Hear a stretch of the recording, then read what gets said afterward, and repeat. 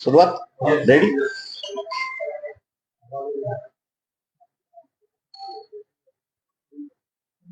पाठीमागे जरा आवाज ह्याच्यामध्ये कॅच होतोय, ते आहेत त्यांनी बसून घ्या, नाही तर बाजूच्या हॉलमध्ये बसून घ्या, ज्यांना गप्पा मारायचे आहेत त्यांना.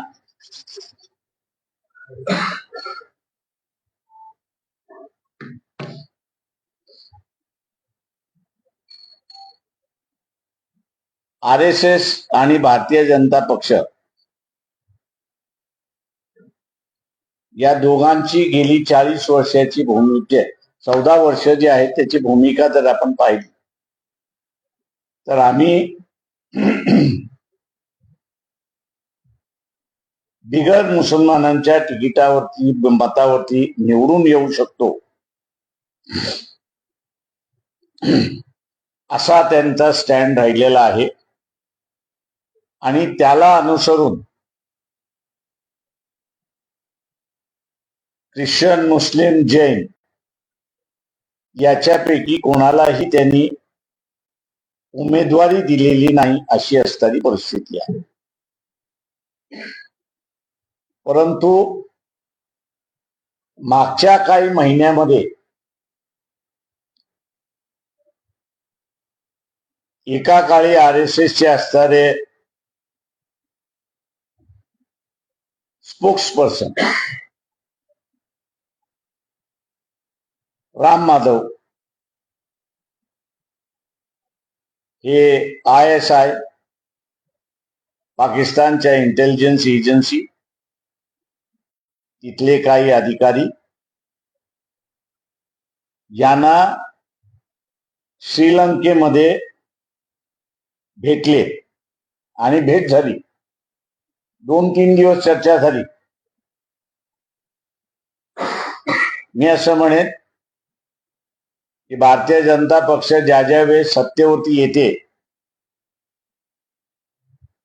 त्या त्या वेळेस ती असणारी घोर चूक त्या ठिकाणी करत असते. मोरारजी देसाईच्या सरकारमध्ये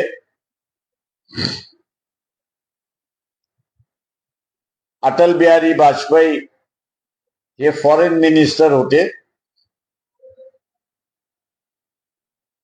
व्हिएतनाम सारख्या देशाची भारताशी अत्यंत घनिष्ठ आणि मैत्रीचे संबंध होते.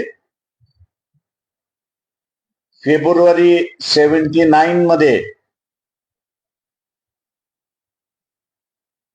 अटल बिहारी वाजपेयी चायनाच्या दौऱ्यावरती गेले.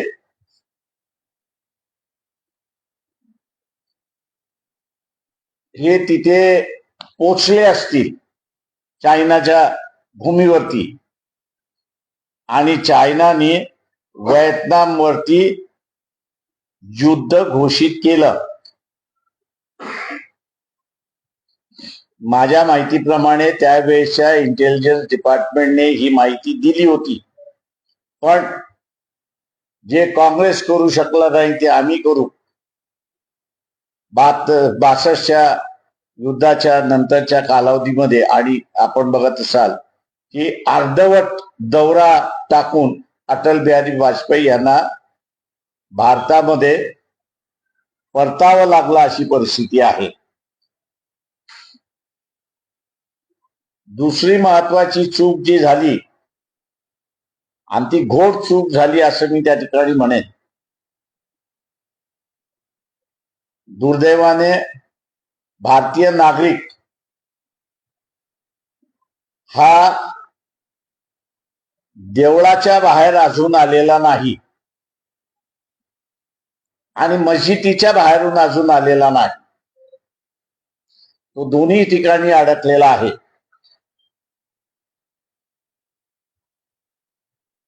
ज्याला आपण असणारा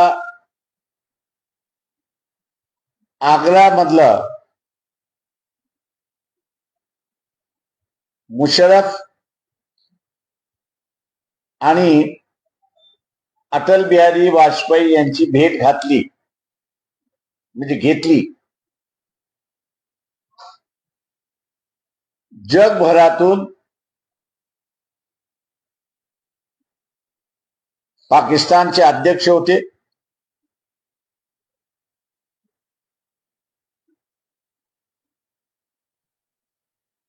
त्यांना येऊ दिलं, पण हात हलवत जावं लागतं. कारण त्याच कालावधीमध्ये जगामध्ये आतंकवाद हा मोठ्या प्रमाणात पसरला होता आणि पाकिस्तान हे आतंकवाद्यांचं माहेरघर होतं, अशी परिस्थिती होती.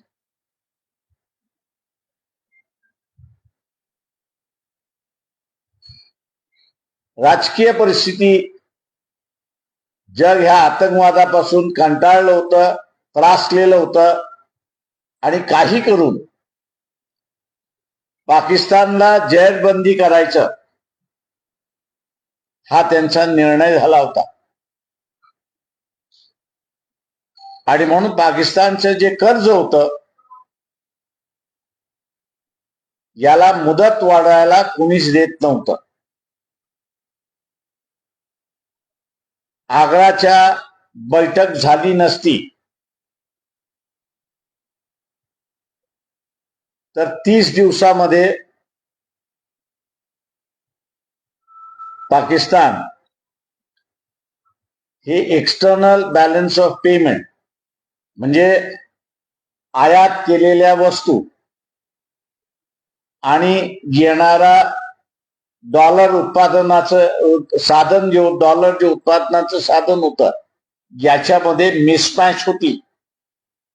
ज्या वस्तू पाकिस्तानने विकत घेतल्या त्याचे पैसे देण्यासाठी, त्याचा अदा करण्यासाठी त्यांच्याकडे निधी नव्हता. आणि म्हणून जसं आपल्याला IMFनी बंदिस्त केलं चंद्रशेखरच्या कालावधीमध्ये, त्याच पद्धतीने पाकिस्तानला सुद्धा बंदिस्त करता येईल आणि त्यांच्या धर्तीवरनं आतंकवाद हा संपवता येईल, हा त्यांचा अजेंडा होता. परंतु जे काही गोड गोड टीव्हीच्या माध्यमातून जगभर दाखवण्यात आलं, त्यातून जगाने टाकलेला पाकिस्तानचा चाप जो होता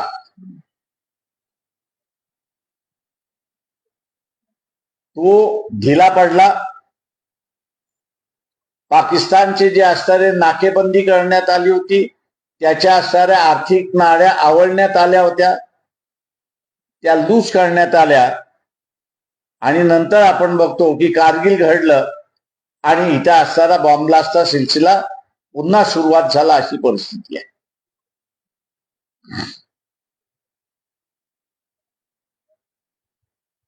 आता सुद्धा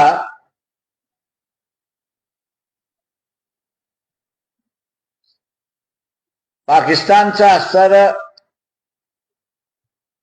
आंतरराष्ट्रीय इमेज आपण बघितलं तर इराण म्हणते आम्हाला ह्यांनी फसवलं आणि अमेरिका म्हणतोय यांनी आमचा वापर केला.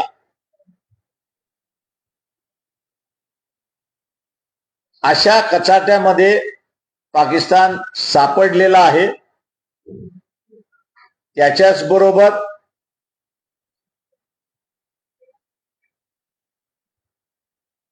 जी बातमी मध्यंतरी आली होती की अरब राष्ट्र UAE म्हणून जे आहे, युनायटेड अरब इमिरेट्स म्हणून असतात जे राष्ट्र आहे, त्यांनी जे काही काळामध्ये त्यांना कर्ज दिले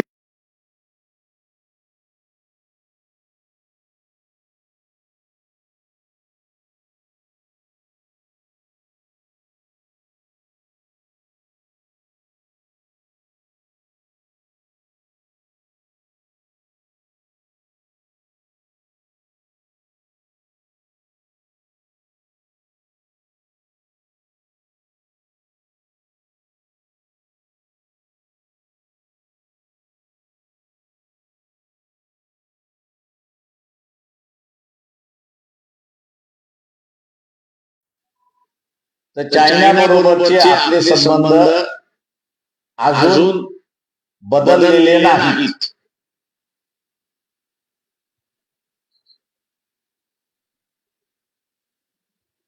आणि दुसऱ्या बाजूला आपण बघत असाल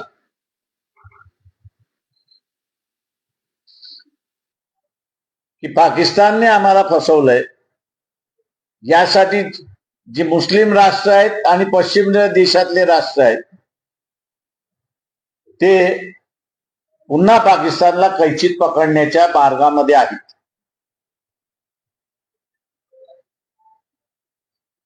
पाकिस्तान जेवढा कैचीमध्ये सापडला जातो, भारतामध्ये असणारा ब्लास्ट होत नाही अशी परिस्थिती आहे.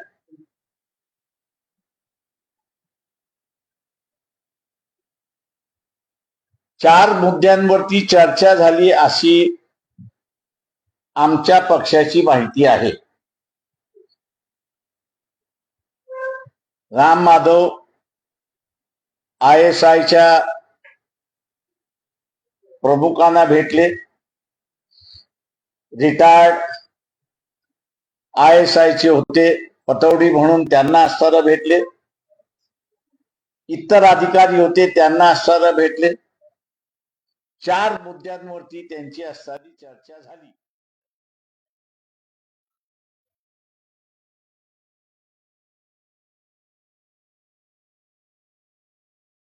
हे चार मुद्दे काय होते याचा असणारा खुलासा RSSचे प्रमुख मोहन भागवत यांनी केला पाहिजे. आणि दुसरं,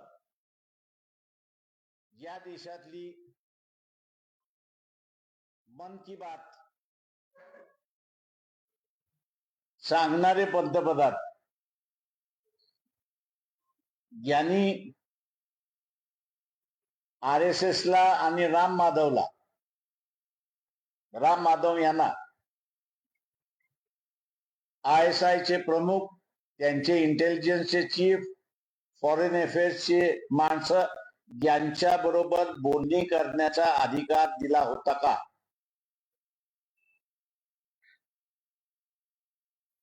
मी इथे विरोधी पक्षाचं दुर्दैव असं मानतोय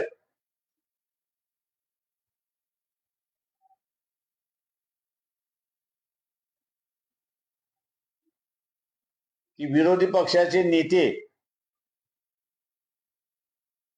यांनी भारताच्या सुरक्षिततेच्या संदर्भातले प्रश्न आणि राम माधवच्या भेटीच्या संदर्भातले प्रश्न उपस्थित केले पाहिजे होते.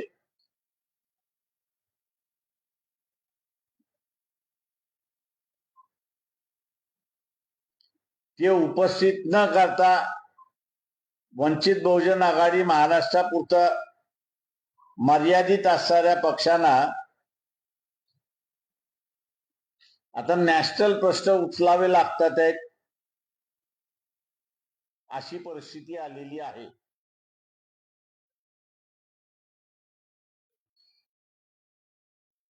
जनतेला माझं असणारं आव्हान आहे